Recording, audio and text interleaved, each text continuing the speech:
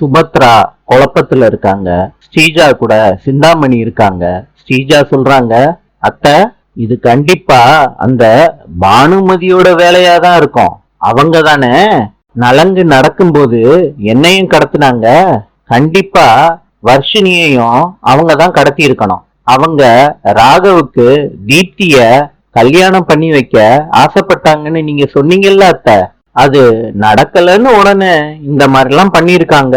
சுபத்ரா சொல்றாங்க, ஸ்ரீஜா, நீ சொல்றது ஒரு வகையில கரெக்ட் தான். கண்டிப்பா அவ தான் பண்ணிருப்பா.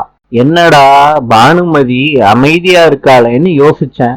அவ பண்ணிருக்கதான் வாய்ப்பு நிறைய இருக்கு. சிந்தாமணி சொல்றாங்க, என்ன ஸ்ரீஜா பொசுக்குன்னு இந்த மாதிரி சொல்லிட்ட? ஸ்ரீஜா சொல்றாங்க, சிந்தாமணி, ஆபத்துக்கு பாவம் இல்ல. என் மேல பழி விழுக கூடாதுன்னா யாரு மேல வேணாலும் பழிய தூக்கி போடுவேன். சிந்தாமணி சொல்றாங்க, ஸ்ரீஜா, ஆபத்துக்கு பாவம் இல்லைன்னு என் மேல எந்த பழியும் தூக்கி போட்டுறாத. ஸ்ரீஜா சொல்றாங்க, கொஞ்சம் அமைதியா இருக்கீங்களா? யாராவது கேட்டுற போறாங்க. வர்ஷினியோட அம்மா அப்பா வர்ஷினி காணோன்னு டென்ஷனா இருக்காங்க. நாளை சந்திப்போம்.